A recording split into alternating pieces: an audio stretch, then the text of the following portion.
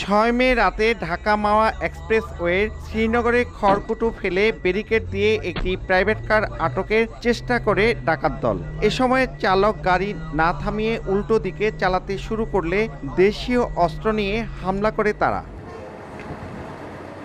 গত 23 দিনে এক্সপ্রেসওয়েতে এমন আরও 3টি ডাকাতির ঘটনা ঘটে। এর মধ্যে পুলিশ ও র্যাব পরিচয়েও ডাকাতি হয়। এতে চরম উদ্বেগে আছেন সড়কটি ব্যবহারকারীরা। পরিবহন শ্রমিকরা জানান, এমন অভিনব কায়দায় ডাকাতরা ঘেরাও করে যে কারো কিছু বোঝার আগেই সর্বস্ব লুট হয়ে যায়। দ্রুত এ বিষয়ে কঠোর ব্যবস্থা নেওয়ার দাবি তাদের। যারা ডাকাতি করছে ট্রাভেল পোশাক পরা, ওয়ারলেস হাতে, অস্ত্র হাতে, সবকিছু আছে, আইডেন্টি কার্ড সব আছে। প্রশাসন একটু সুনজর দিলে, একটু মানে পাহারা বাড়াই দিলে একটু সুবিধা হয়, টহল পুলিশ বাড়াই দিলে। ব্যারিকেড দিয়ে ওরা 4-5 জন ওরা চাক্কু ঠেকায় মাকায় দিয়ে যাত্রী ছিনতাই করে, ড্রাইভাররা জিম্মি করে।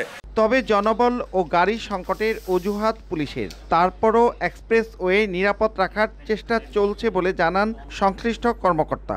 3টা মোবাইল টিম আমাদের হাইওয়ে পুলিশের এবং 2টা চেকপোস্ট রয়েছে, একটা রেকার রয়েছে। আমরা সার্বক্ষণিকভাবে দিনরাত 24 ঘন্টা আমরা টহল জোরদার করেছি। মহাসড়কে কোনোরূপ ডাকাতের ঘটনা সামনের ঈদকে কেন্দ্র করে সংঘটিত না হয় সে ব্যাপারে আমরা আমাদের টহল সংখ্যা আরও বৃদ্ধি করবো। এখানে পুলিশ জানায়, গত 1 বছরে এই এক্সপ্রেসওয়েতে 20টি ডাকাতির ঘটনা ঘটে।